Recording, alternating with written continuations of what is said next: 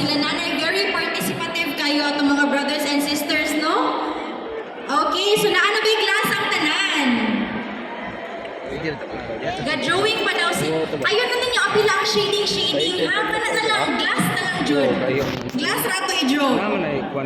Sige, after that, we will divide the glass into 5 parts. How many parts? Okay, let's divide the glass into 5 parts. Padungas to. Sige, so butangan na to siya upat ka line. Let's do it horizontally. So what we will do, brothers and sisters, is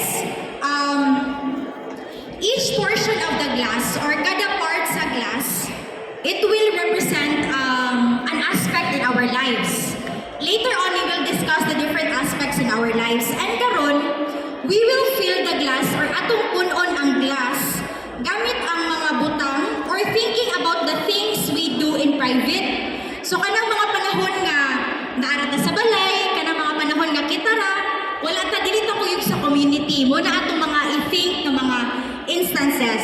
Sige no, so naamantay duha ka klase sa water diri, nakatay clean water o dirty water. Kani iced tea ni siya, pero mainom ni siya kay lami man ang iced tea. Ay, dili dai. Sige. So we have clean water and dirty water. Ang clean water, mga brothers and sisters, mo represent siya sa good habits nga atong gibuhat sa atong aspect in our lives. So kung good habit kani ang atong gibuhat, dili na to i-shade ang ato ang portion sa glass. Pero if we're leaning into bad habits, ato siyang i-shade. Gets na ba? Okay, gets na gets. Sige, let's do the first aspect.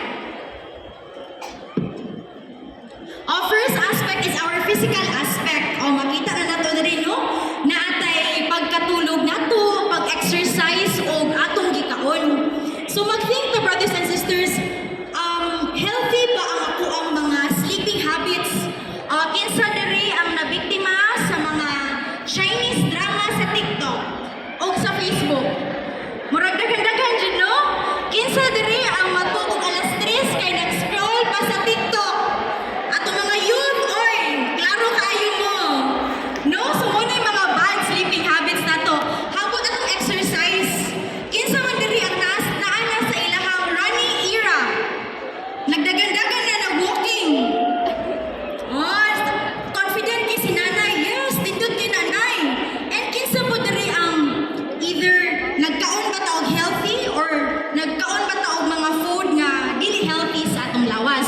So again, brothers and sisters, ha, if bad habits gani ato siyang i-shade, pero if dili gani ato clear na siya, wala sa ibutang sa kanang part. So we are reminded, brothers and sisters, of this line. Dear friends, let's read together.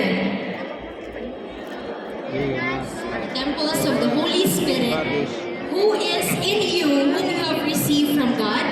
You are not your own. You were brought at a price. Therefore, honor God with your bodies.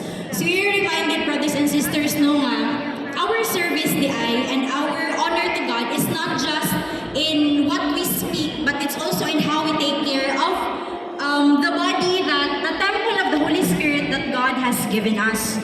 So muna siya, brothers and sisters, I heard this quote no before na the things that make us